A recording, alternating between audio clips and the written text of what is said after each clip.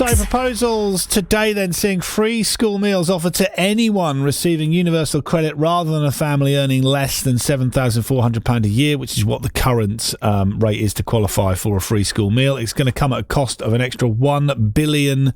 And the government announcing this to kick in from September 2026, so not the next academic year, the year after that. It says the change will make 500,000 more pupils eligible, and the Education Secretary Bridget Phillipson says it will make a real difference. That will lift 100,000 children out of poverty, because it's absolutely essential that we do take action on child poverty. It will also make a really big difference to family finances. It will put £500 per child per year back into parents' pockets. And we also know it will boost children's behaviour at school, their ability to learn, and that will all make a really big difference. We're hoping to chat to the Education Secretary later if the timings work for both this programme and for her. Chris Vince is the Labour MP for Harlow. Rob Calderwood is head teacher of the Downs Primary School and Nursery in Harlow. Hi to both of you. Hello. Good morning. Hi, Chris. What do you think of these proposals? Well, I think this is fantastic news. I mean, this is what, as you know, I'm a former teacher. I mention it often enough. This is the sort of thing that got me involved in politics. It's going to make a huge difference to so many households across Harlow and so many young people. And as I say, having been a teacher, I know how important it is for young people to have a decent meal, not to be hungry, not just because obviously it's good for their health and obviously it's going to put their parents' minds at risk, but it's good for education as well. You know, children can't learn if they're hungry. So this is really, really positive news, and I'm really excited about it. One of the most popular comments on the BBC website responding to this story is taxpayer-funded school meals, not free school meals. What do you say to that argument that gets trotted out whenever we have this discussion, Chris? I'm sure you've heard it as well. Don't have children if you can't afford them. Well, look, ultimately, we want young people to be able to learn, to be able to be successful in their lives. So actually what they will do is go on to actually contribute to society, whether they go on to be working in the public sector, the private sector, that's all going to be beneficial. We know the previous government over the last previous government's time in power, there were over 900,000 young people that were in poverty, and more than there was previously. We want to get young people out of poverty. Ultimately, what better way to be spending funding than to put in food in young people's. So in a way, taxpayers should fund it, Chris, because in the future we're going to, when we're older, we're going to rely on the taxes of the individuals that we're feeding now to look after us in healthcare and stuff like that. Oh, Chris. I think we've lost you. Chris. We'll try and get Chris back. Let's bring Rob. Rob of the Downs Primary School. What do you think about this? I think it's a really positive announcement from the bits that I've read so far. I think it's going to have a really big impact on all schools, but especially ones in areas of deprivation. So, yeah, really pleased to hear what is coming out at the minute. Is there concern on your part, Rob, that this is the government promising it's going to happen, but not going to deliver the goods when it comes to funding it for you, or are you confident you're going to be able to manage this? No, I think from what I understand, and we'll wait and see how much more information comes out, but I think it will be a boost for the school because we get more funding for the children through it. So I think it'll all round have lots of positives for us.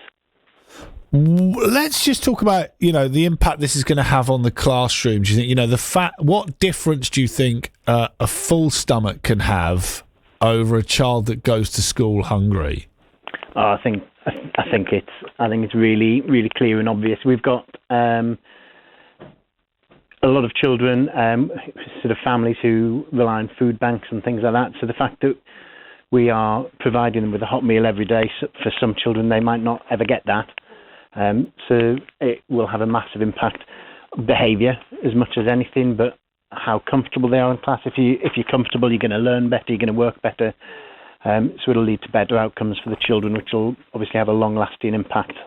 So do you think is it noticeable, Rob? So is it, if a child is hungry and hasn't had a nutritious meal either in the morning or at lunchtime, is it noticeable that the behaviour and the concentration levels are different? Oh yeah, definitely. But I see that with adults. Myself, if I've not eaten, I get grumpy and things like that. So it's no different for children. It's probably harder for them if they're not eating. And we notice it, especially at breakfasts. You can often tell if a child's not had breakfast if they're feeling uncomfortable or unwell. So it does have a big impact. Thank you, Rob. I think we've got Chris back as well. So, Chris, just to come back to you, you were just kind of in the throngs, and then we just kind of we lost your line, but you were effectively saying, Chris, that your justification for the government, using taxpayers' money to fund free school meals is that they're going to get a better education as a result, hopefully better results, and then they'll be contributing to in their taxes to our older people's generate when it comes to it. Well, I think they're going to contribute a great deal. I think investing in this generation is hugely important for the future of this country. When we think not just about the taxes they pay, but actually, the economic growth they provide and the job services that they provide in the future. It's hugely important for me that the next generation of young people in this country have the best possible education they can, and we take away the barriers for that. And I think, not being able to, not eating properly and being hungry, as Rob was just saying, is a massive barrier to that. And I'd also say, when we talk about not being able to afford the children, ultimately, a lot of people that are on universal credit, I think it's about 40% at least of claimants that universal claimants in Harlow are in work, and are actually working very, very hard. So it's unfair to say, that these aren't hard-working families that we're supporting, because they absolutely are in many cases. But what this means is that actually this is one less thing for them to really have to worry about. So they have more, income to spend on other things, and that's got to be a good thing too. But yeah, ultimately, it's about investing in the next generation. And I know Rob is a hugely dedicated head teacher, and the wonderful work that he does in his school, supporting the young people in our town to be as successful as they possibly can be, so they can go on to be the doctors, the nurses, the businessmen, maybe even the politicians of the future. So I think we should be welcome this news with open arms, because it's going to give young people in Harlem and across the country best possible future. And finally, Chris, when it comes to the soundbite is there, and you're saying it's gonna lift 100,000 children out of poverty. It's going to save parents £500 a year. The soundbites are all there.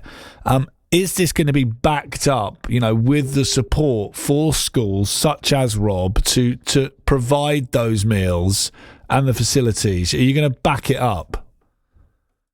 Well, as you know, last week we invested a huge amount in funding for school buildings as well, because we know that the disaster we had with RAC, etc. So look, I'm going to continue to be fighting for my schools in Harlow. I have quite regular meetings with the Education Secretary on education, and obviously as a former teacher myself, is a huge passion of mine. So absolutely, we need to do whatever we can. Education is a huge part of this government's agenda. It's what got me into politics, as you know. Ensuring that young people like those that Rob teaches so ably have the best possible opportunity. So this is one part of a rich tapestry that we need to create to ensure that every young person has the best opportunity. And I'm really excited about that. And this is one part of a very of a huge announcement. The next part, of course, is looking at the curriculum review, ensuring that young people in Harlow and across the UK, of course, get to experience all those different opportunities that they have to really help them moving forward. Chris Vince, Labour MP for Harlow. Rob Calderwood, head teacher at Downs Primary School and Nursery in Harlow. Thank you for joining me. Do you think this is a good idea? Should school meals be free for more children? Big story being commented on the BBC website at the moment. One of the most liked comments says taxpayer-funded school meals, not free school meals. Another says no parent should have children they can't feed. The top comment is as follows. I'm 64. I had 3 school meals because we needed state support. My father died weeks before me and my twin sister were born, leaving my mother to cope alone, along with severe depression and a mortgage. People who write spiteful, mean-spirited comments show a complete lack of empathy. No child should be denied food and shelter and a good education. WhatsApp voice notes welcome as well. 08000 321 333. Start your message with the word Essex. Chrissy says, why don't the government deal with absent fathers who do not pay their maintenance? Take it at source. Children wouldn't need all these handouts and mothers' benefits, says Chrissy. This message says, if free school meals are desperately needed, according to Bridget Phillipson, why is she waiting until September 2026 before introducing it? Yeah, that is a good 16 months away, not in time for the next academic year. Excuse me. And Alison says, will the school meal subsidies go straight to the provider or to the parents where it could be misused, says Alison. More clarification needed on that, but I would envisage that it is the school that get the money. But Chris saying there from the Labour MP for Harlow, Chris Finch, saying, people are on universal credit and they're working. It's not necessarily for people who are not working. It's people who are working as hard as they can, but still struggling with all of the outgoings in this day and age. £500 back in their pockets a year with this proposal. What do you think of this? 0800 111 40 41, the number to call. Lots of you getting in touch. You are most welcome to do so. Always good to hear from you. Let's get the view from the front line of the classroom, shall we? Bobby Seagull, shot to fame on University Challenge, grew up in East London, maths teacher and broadcaster, and I've been getting his reaction as well. As a teacher, this is something that impacts my students and impacts their education. So we always, as educators, pay attention to free school meals. And currently, the status quo is families are eligible if the household total income is less than £7,400 a year, which is about a quarter of all children.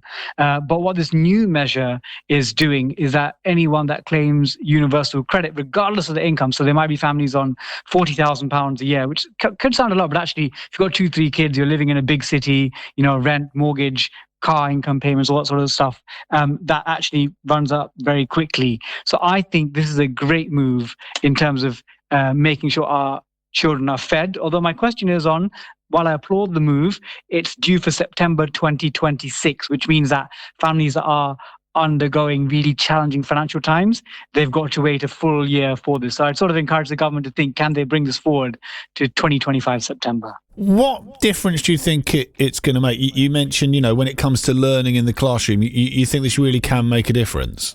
Oh, completely. Again, I've been now a class teacher for more than 11 years.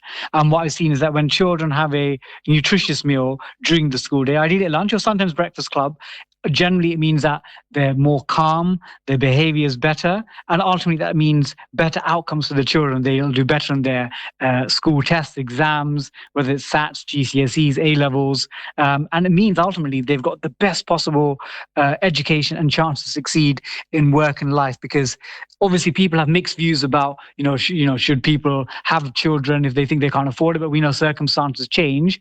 But ultimately, I think it's unfair to penalise children because they've not had any say in the matter, and we want to make sure they have the best chance, because if Britain wants young people, young adults that are healthy, able to contribute to society, we need to make sure they're educated, and a lot of that plays down to our children fed properly when they're in school. And the Department of Education set aside £1 billion to fund this change up to 2029, so it'll be in place for at least 3 academic years. I mean, it's a lot of money, £1 billion, with a lot of other sectors would be crying out for that money as well. But you think you'd rather have it in this sector with the children benefiting than say putting it to the NHS, transport or anything else? Yes, of course. We know that the nation is in economically challenging periods, and politics is about choices.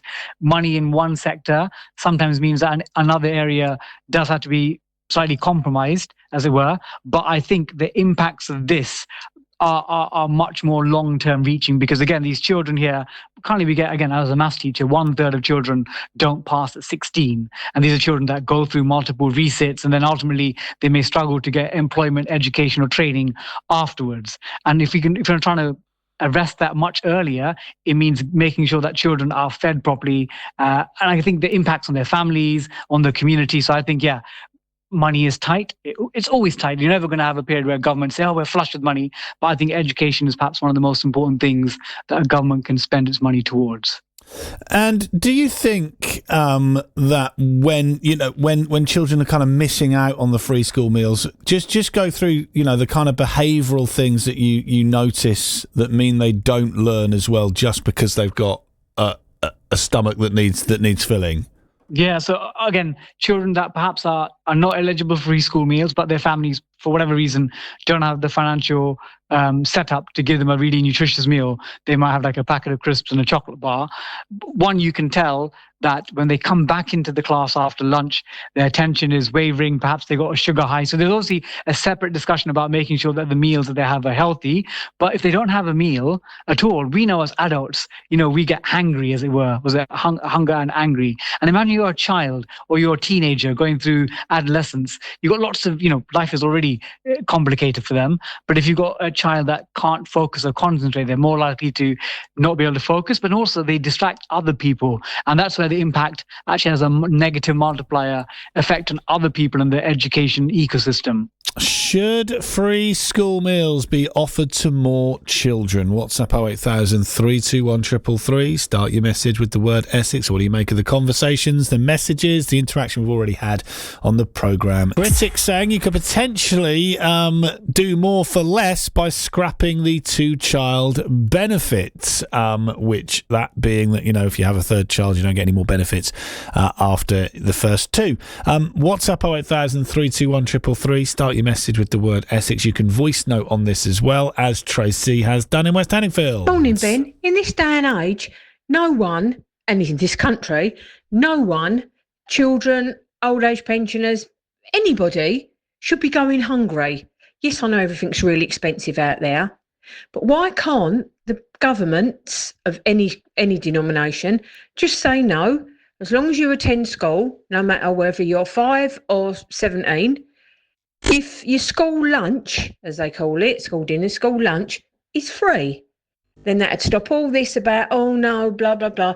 If this country can spend £7 million a day housing asylum seekers, why can't our children be fed? I know people say, oh, well, why do you have kids if you... But that's easy to say. It's hard out there at the minute for everybody. Our dear foodies, people, some mothers and fathers both having to go to work, maybe having to leave before school so they can get to their jobs. Childcare's through the roof. I shouldn't think there'd be any one person in this country would begrudge a child a free school dinner. So why can't the government just say, right, across the board now, your lunch is free. That's it. Job done. Tracy, and this message as well, 533, all school children should get a free school dinner. It should actually go further. WhatsApp 08000 321 333. 0800 111 40 41, the number to call on school meals, by the way. If you just joined the programme, we are chatting and we're hoping to speak to the Education Secretary, Bridget Phillipson, a little later on the programme today, if our times, her agenda and our agenda, our plans can match up. Chris Vince, the Labour MP for Harlow, saying earlier that 500,000 more pupils are going to be eligible for a free school meal, as any child in England whose parents receive universal credit will be able to claim one from September 2026, rather than just households that earn less than £7,400 a year to qualify. Chris says it's a good move. As you know, I'm a former teacher. I mention it often enough. This is the sort of thing that got me involved in politics. It's going to make a huge difference to so many households across Harlow. I know how important it is for young people to have a decent meal, not to be hungry, and not just because obviously it's good for their health and obviously it's going to put their parents' minds at risk, but it's good for education as well.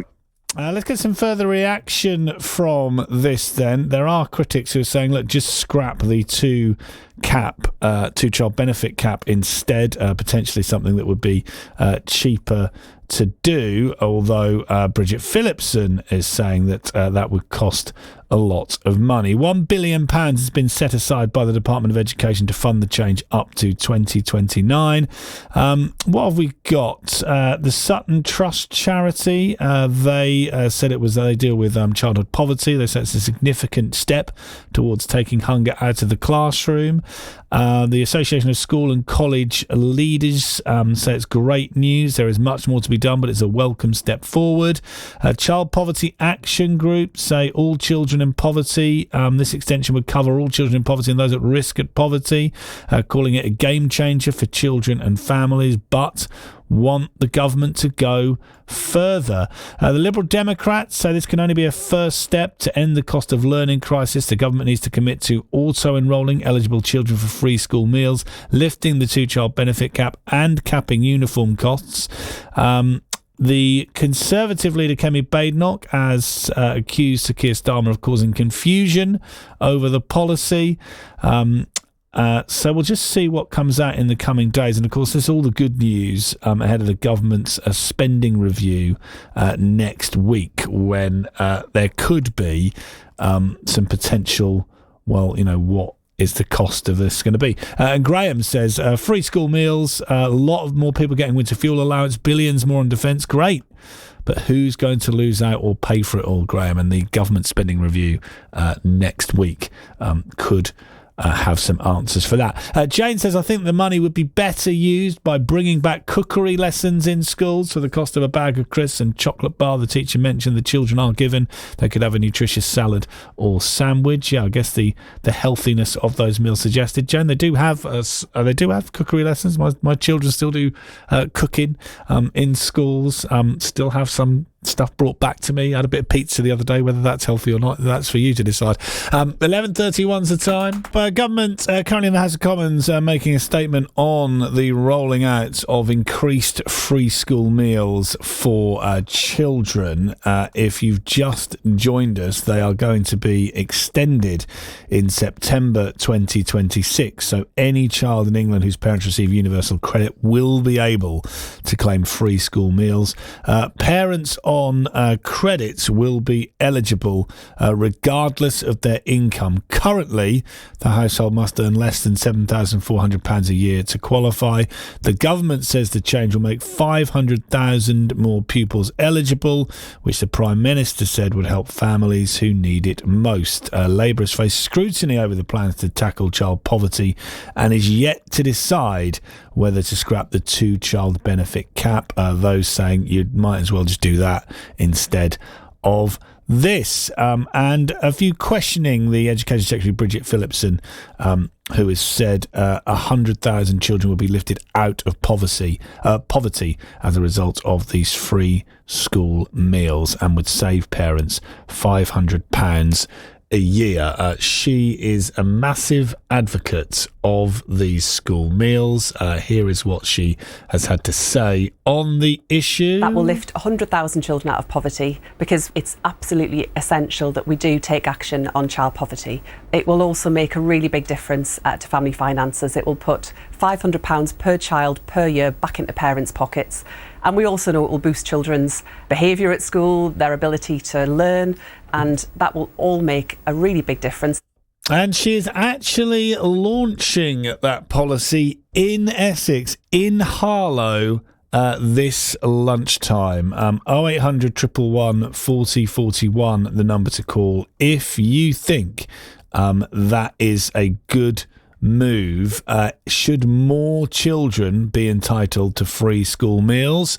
Maybe you think every child should be entitled to a free school meal, but who would fit the bill? Let's get to the phones. Jill's in Braintree talking about free school meals or extended free school meals. Jill, what do you want to say? Well, I'm sorry, I'm not hard, but I don't agree with it. There should always be a lifeline for children, but I'm sorry, there's not poverty like there used to be. Children who go to school hungry, that isn't poverty, that's neglect. And if you can't feed them, don't breed them. As I say, there should be a lifeline. But I remember my mum years ago, that was poverty, but she struggled, but we were always fed, and there wasn't the help about then that you used to get, that they get now. I'm not hard, but I can't help how I feel. So what would you rather then, if not giving more free school meals at the cost of the taxpayer? Oh, I don't know. People should feed their children themselves. There's always been free school meals, even when I went to school. But it was entirely different. People were really in poverty. Are people not really in poverty now, Jill? No, I don't think there's poverty like it was years ago. And after the First World War, what my nan told me about, they never got any help at all. She used to have to go to a pawn shop. And what do you say, Jill? You mentioned, if you can't afford, if you can't feed, don't breed, I think was a rather catchy soundbite you said. But, I mean, the circumstances can change. A couple can yes, I know. be a couple. I 100% agree with that. And that's why you should have a lifeline. But I don't agree with just giving out free school meals. They're not giving out free school meals to every child. They're just giving out free school meals to those parents who receive universal credit. Is that... Well, they're extending it, aren't they? Yeah. But do you think the parents that receive universal credit are on that lifeline as you describe, or is that too much? No. Well, I think it's a bit too much. Okay. That's my view. Well, Jill, thank you. And it is a view that's coming in. You're not alone in that, Jill, and a number of people commenting on the BBC website saying similar to you, Jill. Thank you for getting in touch. 0800 111 40 41 is the number to call. Good to hear from you as always. WhatsApp 08000 321 333. Start your message with the word Essex. As I mentioned earlier, one of the most popular comments on the discussion on the BBC website about school meals does say, that no parent should have a child they can't feed. And also, it's taxpayer-funded school meals, not free school meals. A number coming back by saying, look, this can only be a good thing. No child in the 21st century in Britain should have to grow up in poverty. Your thoughts welcome on this. 0800 111 40 41 is the number to call. The argument, as Jill said there, for those who don't plan, they're not expecting, they can make a financial decision. Yeah, we can afford to have children, and circumstances can change, and nobody can predict a life-changing illness or redundancy. Does that mean that despite that, you should still have to do your utmost, or should you be able to rely on a school? It's a hot topic and a really interesting one to have a discussion about. Thank you, Jill. 0800 111 40 41, the number to call. Let's get to the big story of the day. Then we've been talking about any child in England whose parents receive universal credit will be able to claim 3 school meals from September 2026. The government has announced this today. The Education Secretary, Bridget Phillipson, has announced this in Harlow, so in Essex, and she joins the programme now. Bridget, good afternoon to you. What's the thinking behind this switch? Hello, good afternoon. What we're announcing today will involve 500,000 children across our country having access to free school meals. So any family that's on universal credit will become eligible for free school meals. That will mean thousands of children across Essex will benefit. And I'm here today in Harlow with the Prime Minister launching this, that will put money back in parents' pockets, will really help children while they're at school, and I think demonstrates the difference that we're determined to bring as a Labour government. What difference do you think this will make in the classroom to have children fed within the school day? This, together with our plan to roll out new free breakfast clubs, will really make a big difference to children's learning, because I think we can all recognise that if children are hungry, they're just not going to concentrate in the way that they should. And having a healthy, nutritious lunch at school is such an important part of making that a reality. But it's also a great chance for children to socialise together as well. I've just been in the lunch hall with the children here at the Downs Primary in Harlow, and it was great to see them all spending time together and mixing together. And I'm delighted that from next year, more of their parents won't have to pay for that meal. Been asking listeners about it whilst you've been there, Bridget. People in support, but also people saying, look, aren't the parents who are on universal credit, isn't that for them to feed their children anyway? Aren't they already getting enough support? Does the government really need to come in, spend another £1 billion of taxpayers' money to provide a meal as well? Shouldn't the parents have enough to do this? Well, of course, we do want parents to have more money in their pockets, but the people that we're talking about are often in work, but in not particularly well-paid jobs. So it will be a big boost to people that go out to work, do the right thing, and it'll put more money back in their pockets. And we estimate that parents will save £500 per year per child, and that's a big investment in children. It's will be a welcome boost to families, because we do know that there are still cost of living pressures affecting many families, and this government's determined to back families. There are also sentiments as well, Bridget. I say there's been some in support of the move, but also some saying that parents shouldn't have children if they can't feed them. Are you not just rewarding them for doing that?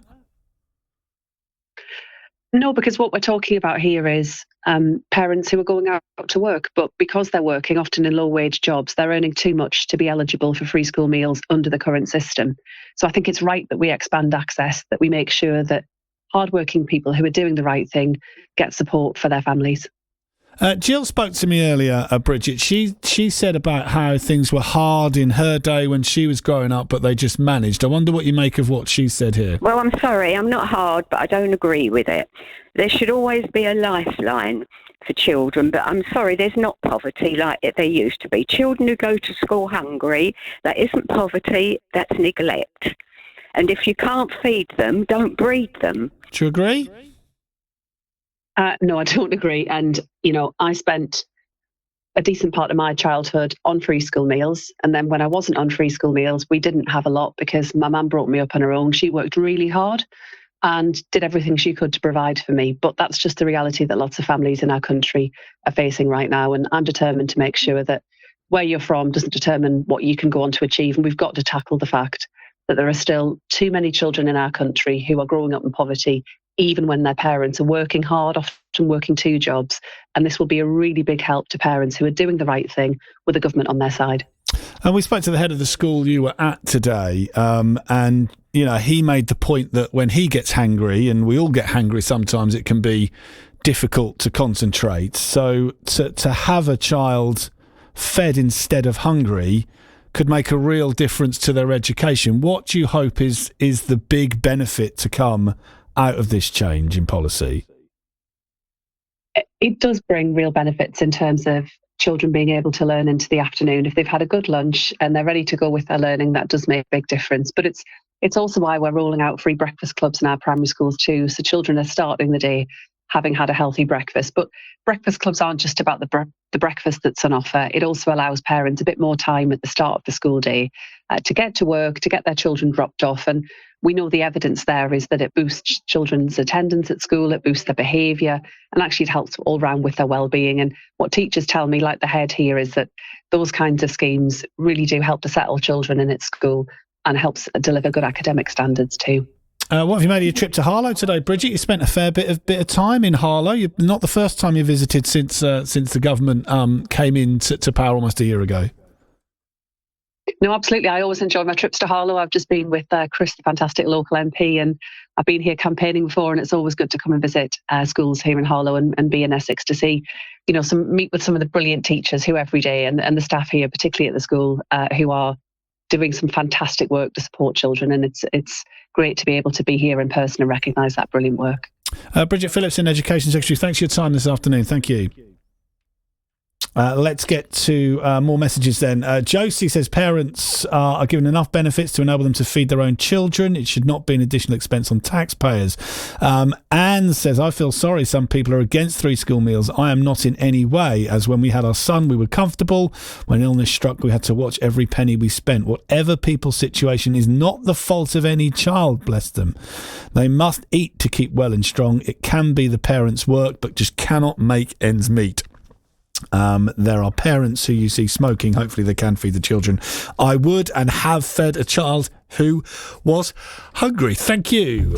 See, you make your comments through. We have a conversation about things and then we can put them to a government minister. That is something we can do right here on BBC Essex.